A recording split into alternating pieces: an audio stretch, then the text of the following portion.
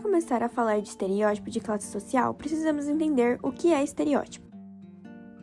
Um estereótipo é uma ideia geral e simplificada que as pessoas têm sobre algo ou alguém. É como uma etiqueta que colocamos em algo ou alguém com base em características que achamos comum.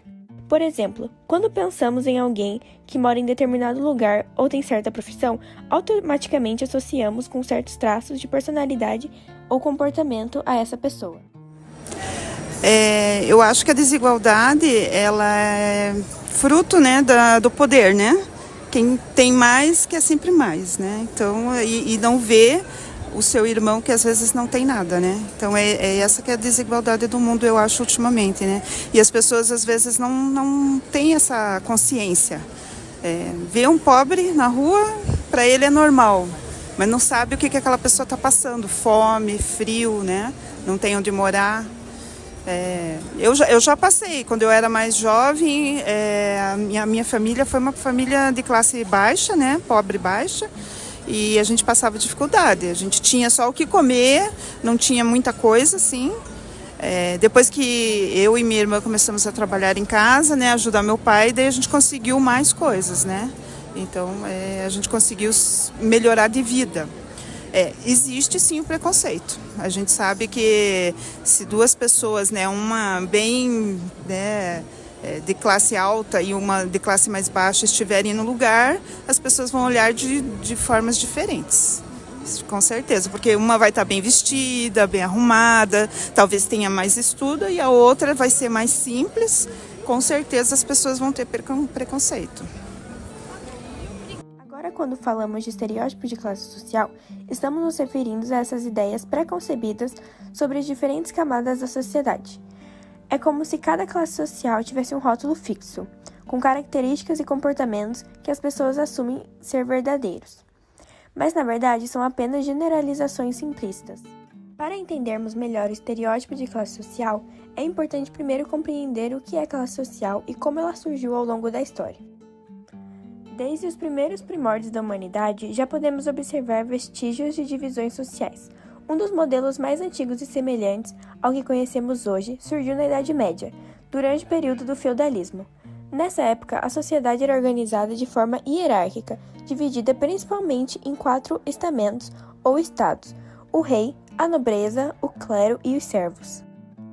O declínio desse sistema se deu em parte devido à transição de uma vida teocêntrica, onde Deus era considerado o centro do universo, para uma visão antropocêntrica, na qual o homem passou a ser visto como centro. Isso levou ao surgimento da sociedade de classes.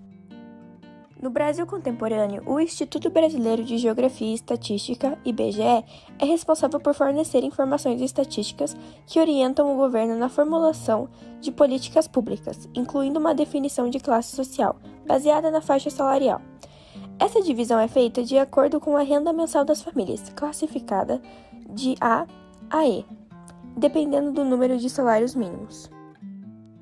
Max Weber, um renomado sociólogo, jurista e economista alemão, propôs uma abordagem tripartida para classificar as classes sociais, levando em consideração o status, honra e prestígio, riqueza, renda e posses, e poder, capacidade de influenciar os outros segmentos da sociedade.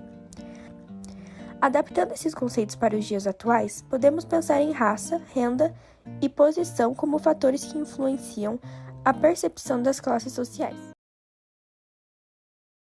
Bom dia, qual é o seu nome? Lua, Como você trabalha? eu sou autônoma. Eu venho de um lugar privilegiado, então, e eu estudo em uma faculdade pública, ou seja, eu consigo ver bastante distância de pessoas que não têm, às vezes, dinheiro para conseguir passagem de ônibus para ir para a faculdade, enquanto você tem o pessoal que é riquinho, que fez cursinho para entrar e tudo mais.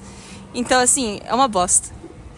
Você vê professor tratando mal o aluno por chegar atrasado, que veio do trabalho, é muito ruim, e tem muito, principalmente professor na universidade, que não tem consciência social nenhuma.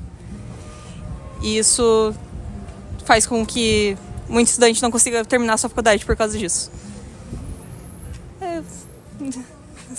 Obrigada. Outra importante figura histórica que estudou as classes sociais foi Karl Marx. filósofo, ativista político alemão, um dos fundadores do socialismo científico e da sociologia. Com a colaboração do intelectual também alemão Engels, Marx publicou o Manifesto Comunista em 1848. Nele, Marx critica o capitalismo, expõe a história do movimento operário e termina com o apelo pela união dos operários no mundo todo.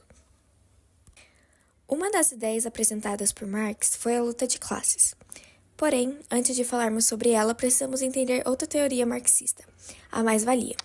A mais-valia é a base da exploração do sistema capitalista, em que relaciona a força de trabalho, o tempo de realização e o lucro obtido.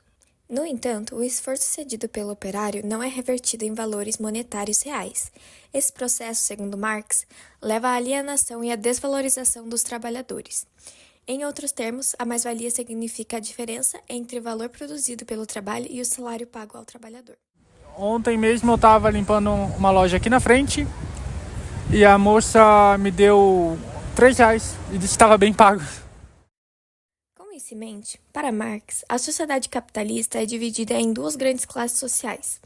O que difere uma classe social da outra é a posse dos meios de produção. Resumidamente, os meios de produção são as fábricas, as indústrias, as máquinas, as fazendas e as ferramentas presentes nelas, ou seja, tudo que serve para produzir algo. Essas duas grandes classes são chamadas de burguesia e proletariado. A burguesia é a classe que possui os meios de produção e o proletariado é a classe que não possui. Essa classe só detém sua própria força de trabalho. A burguesia pode ser entendida como os proletariados das fábricas, fazendas e indústrias. Já o proletariado como os trabalhadores desses espaços. Esse termo foi escolhido porque os interesses de cada classe são antagônicos entre si, ou seja, os interesses da burguesia e do proletariado são diferentes e irreconciliáveis. Essa contradição é chamada de antagonismo de classes, motivo central da luta de classes, onde cada classe tenta impor constantemente seus interesses sobre a outra. Contudo, a classe dominante é quem, na maioria das vezes, obtém o maior êxito. Isso ocorre pois ela é quem tem a maior força material para subjugar a outra classe e impor seus interesses. Hoje em dia, se fôssemos traduzir a teoria de Marx, nós teremos os empresários e a classe trabalhadora. Exemplo disso, o MST, o Movimento dos Trabalhadores Sem Terra, na busca pela reforma agrária, expressa a luta de classes. Nesse caso, os atores centrais são os trabalhadores do campo, em combate à burguesia rural brasileira, os latifundiários, os interesses dos grandes fazendeiros, monocultura para a exportação em grandes extensões de terra. São antagônicos aos dos pequenos produtores rurais, agricultura de subsistência e voltada ao mercado interno. Bom dia, qual é o seu nome? Bom dia, meu nome é Juan. Você trabalha com o quê? Atualmente eu trabalho com limpeza de vitrine e quintais. Vamos começar por preconceito. Hoje em dia eu tenho 30 anos. Eu perdi tudo que eu tinha porque a minha mãe preferiu me colocar pra fora porque descobriu que tem um filho gay. Eu saí de casa com 18 anos, eu tinha casa própria, tudo era meu, que meu pai tinha deixado pra mim, mas ela levou embora e ficou pra ela. Até aí não me preocupo. Questão de desigualdade, em Curitiba, eu não posso opinar muito sobre Curitiba, porque aqui eu tenho bastante oferta de trabalho, mas a desigualdade aqui é alta, bem alta também. Mas a desigualdade aqui é muito alta em Curitiba, nesse ponto de pobreza. Enquanto tem muita gente que tem e sobra, tem muita gente que falta. Hoje, por exemplo, eu não jantei ontem, não tomei café da manhã ainda porque não deu o meu horário de trabalhar. Então eu só vou conseguir trabalhar mais tarde, só vou conseguir comer mais tarde. Porque a gente tem na social-democracia a questão de repasse de renda, mas não uma distribuição igualitária de renda, né? É só pensar que ninguém trabalha, ninguém recebe pelo que trabalha. Então a gente é sempre escravo do salário, né? Então a gente sai de um regime escravocrata para um regime escravocrata do salário. E isso é bem complicado, porque não importa se a pessoa tem algum cargo, se a pessoa desenvolve alguma coisa, porque sempre a questão da cor é levada em consideração. os estereótipos de classe social têm consequências significativas, especificamente quando combinados com preconceitos raciais. As pessoas são frequentemente julgadas com base na posição social que ocupam. Esse tipo de rotulação pode levar à segregação e à perpetuação de desigualdades. Por exemplo, o estereótipo que moradores de periferias e favelas são todos criminosos contribui para a marginalização dessas comunidades. Cara, aí varia muito. Primeiro é o governo. O governo tem que mudar. Porque enquanto ficar esse negócio... Eu sou bem sincero, eu tô numa situação de vulnerabilidade, mas enquanto ficar esse negócio de Bolsa Família, eu entendo que ajuda algumas pessoas, mas isso deveria ser uma coisa que é temporário. Vamos lá, você vai assinar um contrato, receber durante 1 ano, e nesse 1 ano você vai se especializar para trabalhar, para conseguir um futuro. Mas infelizmente o governo ele dá ao pobre o pouco e o pobre aceita aquilo e para ele tá bom. Para combater esses estereótipos, é fundamental questionar suposições e generalizações, promovendo a igualdade de oportunidades para todos. Além disso, é importante desafiar os estereótipos que muitas vezes consideramos naturais, mas que, na verdade, são construções sociais baseadas em preconceitos. Desconstruir esse estereótipo vai além de simplesmente reconhecê-los. Precisamos nos comprometer juntos a mudar isso.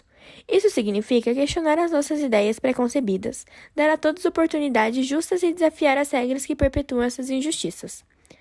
Queremos construir um futuro onde o valor de cada pessoa não seja julgado pelo dinheiro que tem, mas pelo que podem oferecer, pelas suas qualidades e pelo que fazem pelo bem de todos. Então concluímos que essa luta contra os estereótipos de classe social é uma jornada em que todos devemos nos envolver. Precisamos de agir de verdade e mudar as estruturas da nossa sociedade e cultura. Somente com conversas honestas, educação e um comprometimento real com a igualdade é que conseguiremos construir uma sociedade justa e inclusiva para todos.